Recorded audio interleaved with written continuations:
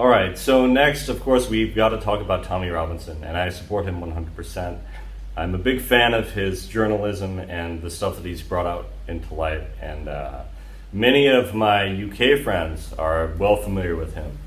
And it's amazing how the culture seems to differ from the narrative that we're getting fed from the nanny state media, as it were. I was a bit frightened this morning when I looked at my YouTube and I found that there's rumors of Tommy Robinson being killed in prison. And I think that's absolutely horrible. He is not a hateful man. He is not a racist. He is a good professional journalist, and he does a good thing, and he keeps sane perspective on a 1984 police state, Big Brother state in Britain that's gone and completely insane. And as someone, I feel like I've always wanted to go to Britain, but I don't have much of an audience now, so it'd probably be okay. I could probably get away with going there and seeing the grave of George Fox and all these other places, seeing Liverpool. There's so much that I would like to see up close in Britain.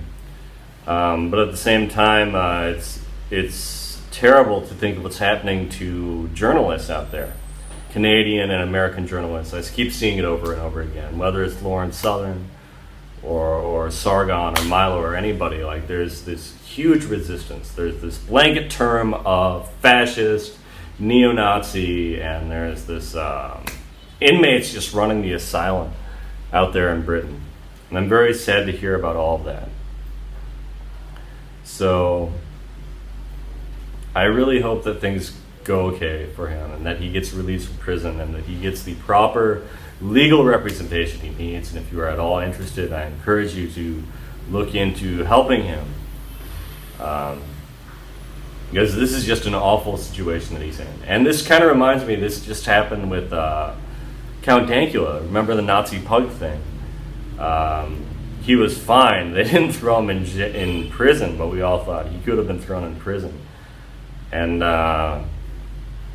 it's really horrible stuff, just the symbolism. I forget, it's not like America. In America, we have all that bullshit, but at the same time, we have this general consensus that it's okay, it's better to let people have their free speech than to shut everything down. Even among liberals, Democrats, I found that the exact same rule happens. It's sort of the populist rule that we just want less government, and that's the best way to do things.